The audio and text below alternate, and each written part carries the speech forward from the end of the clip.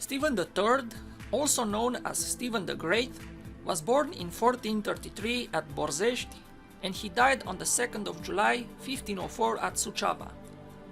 Stephen was son of Bogdan II and was the Prince of Moldavia between 1457 and 1504. He ruled for 47 years, term which has never been equaled in the history of Moldavia. In his time, he fought against several neighbors such as the Ottoman Empire, Kingdom of Poland, and Kingdom of Hungary. Churches and monasteries built during his reign are today on the list of World Heritage Sites.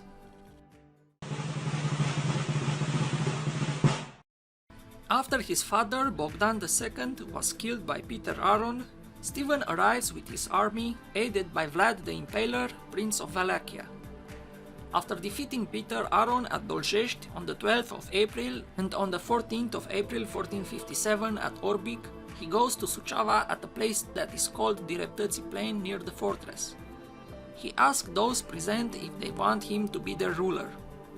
Assembly headed by Metropolitan Bishop Teoctist, nobles, townsmen, soldiers and all the country announced Stephen as ruler of Moldavia. In April 1459, Stephen recognized the Polish king as suzerain and left the city of Hotin to him. He promised to personally worship the king when he comes in the border region. The oath was confirmed on the 2nd of March 1462 when the Metropolitan Bishop and nobles swore separately obedience to Poland, causing Hungarian King Matthias Corvinus to consider Stephen as treacherous. In June 1462, Stephen took advantage of the Ottoman offensive started against Wallachia and the Kingdom of Hungary and unsuccessfully besieged on the 22nd of June the Hungarian garrison of Chilia, stationed there after the Hungarian-Moldavian Agreement of 1448 between John Hunyadi and Peter II. The failure of the siege was followed by a failure in the military confrontation on the borders of Wallachia. Only in January 1465, Stephen managed to occupy Chilia with the help of the city townsmen, who were rewarded with privileges. Relations with the Hungarian king worsened around 1467.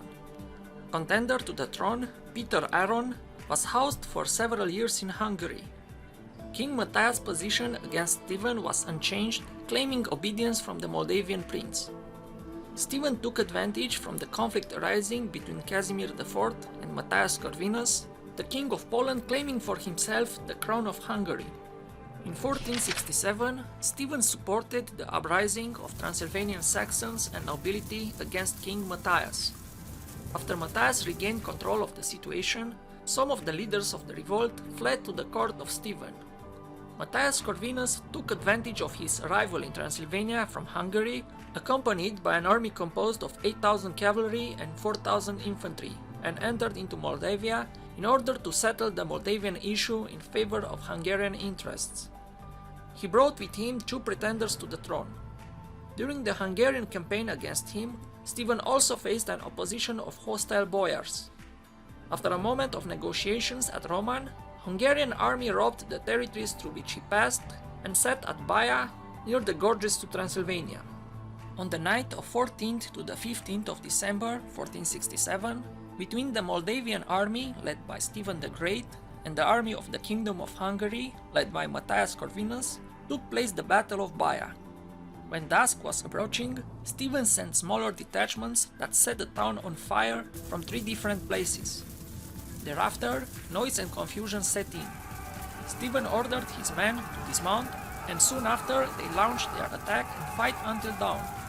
Descriptions of the battle say that the fire made the night equally light as the day, and that many Hungarians were consumed by the flames. The two armies started to slaughter each other at the gates of the city. Then the fighting continued onto the streets with such an anger that nothing could be seen as much horrible than this.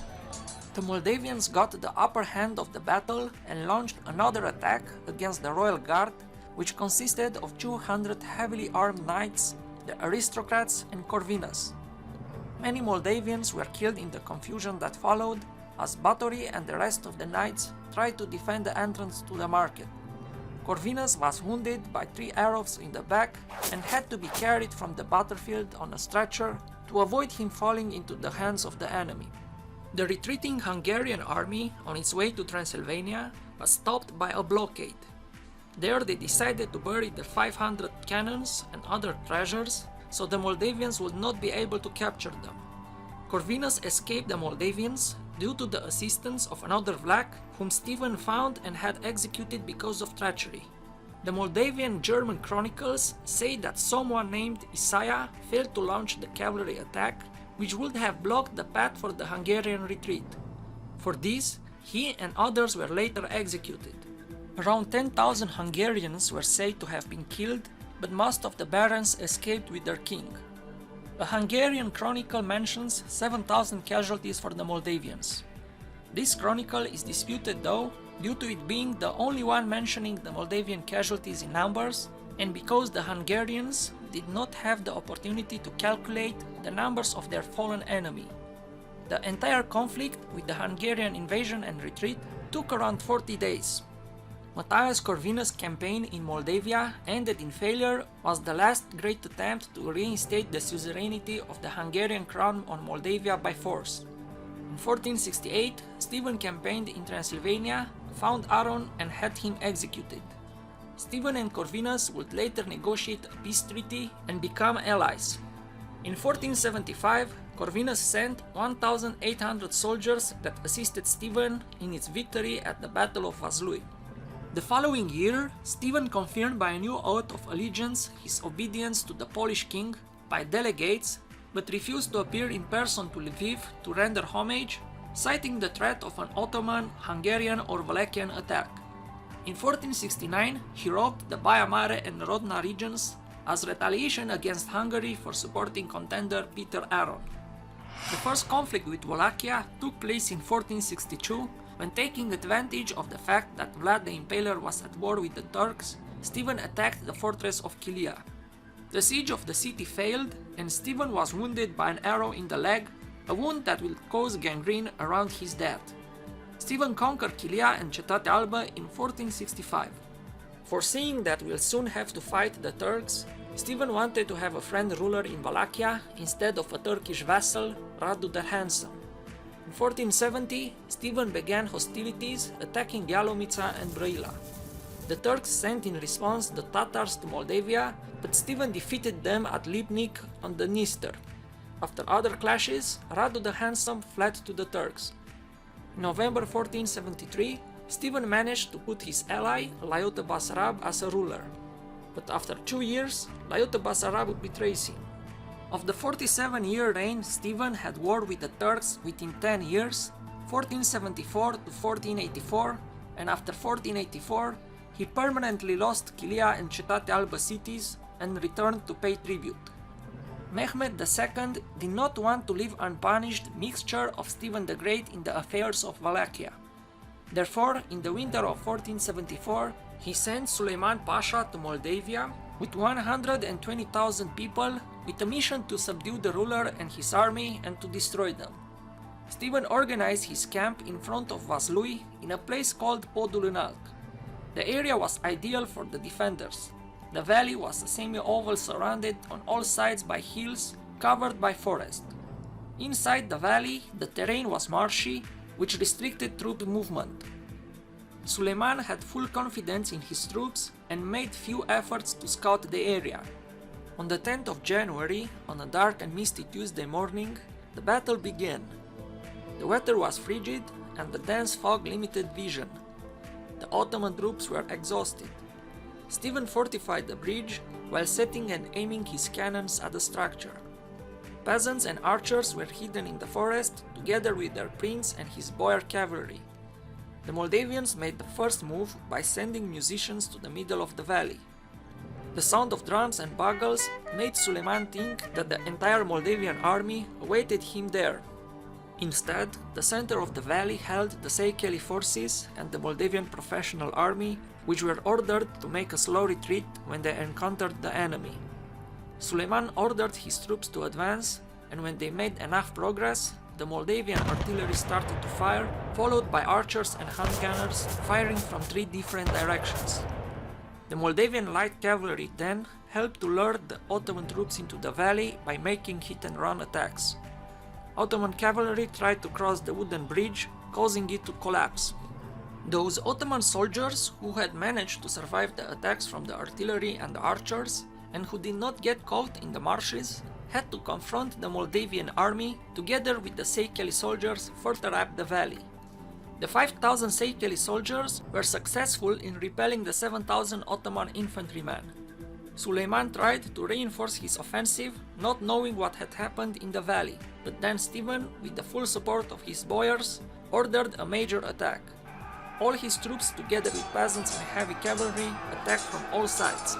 Simultaneously, Moldavian buglers, concealed behind Ottoman lines, started to sound their bugles, and in great confusion, some Ottoman units changed direction to face the sound. When the Moldavian army hit, Suleiman lost control of his army. He desperately tried to regain control, but was later forced to signal a retreat. The battle lasted for 4 days, with the last 3 days seeing the fleeing Ottoman army being pursued by the Moldavian light cavalry and the 2,000-strong Polish cavalry until they reached the town of Oblucița, now Isaccea in Romania, in Dobrua. Stephen inflicted a decisive defeat on the Ottomans, described as the greatest ever secured by the cross against Islam, with casualties, according to Venetian and Polish records, reaching beyond 40,000 on the Ottoman side. In the following year, Mehmed invaded the country with an army of 150,000, which was joined by 10,000 Wallachians under Laiota and 30,000 Tatars under mainly Girai. The Tatars, who called for a holy war, attacked with their cavalry from the north and started to pillage the country. The Moldavians took chase after them and routed and killed most of them. In July 1476, after killing 30,000 Ottomans, Stephen was defeated at the Battle of Valea Alba. However, the Ottomans were unsuccessful in their siege of the Suceava citadel and the Neamț fortress, while Laiota was forced to retreat back to Wallachia when Vlad and Stephen Bathory, voivode of Transylvania, gave chase with an army of 30,000. Stephen assembled his army and invaded Wallachia from the north, while Vlad and Bathory invaded from the west. Laiota fled, and in November, Vlad the Impaler was installed on the Wallachian throne. He received 200 loyal knights from Stephen to serve as his loyal bodyguards, but his army remained small. When Laiota returned, Vlad the Impaler went to battle and was killed by the Janissaries near Bucharest in December 1476. Laiota again occupied the Wallachian throne, which urged Stephen to make another return to Wallachia and dethrone Laiota for the 5th and last time, while Țepeluș was established as ruler of the country. In 1484, the Ottomans under Bayezid II managed to conquer Chilia and Cetate Alba and incorporate them into their empire under the name of Bujac, leaving Moldavia a landlocked principality for many years to come. After 1489, Stephen's relations with Poland have worsened because of the Moldavian prince's obedience to the King of Hungary. Polish King John Albert hasn't dropped the plans to return Moldavia under his obedience. In 1494, he planned the replacement of Stephen with Sigismund, the younger brother of the King of Poland.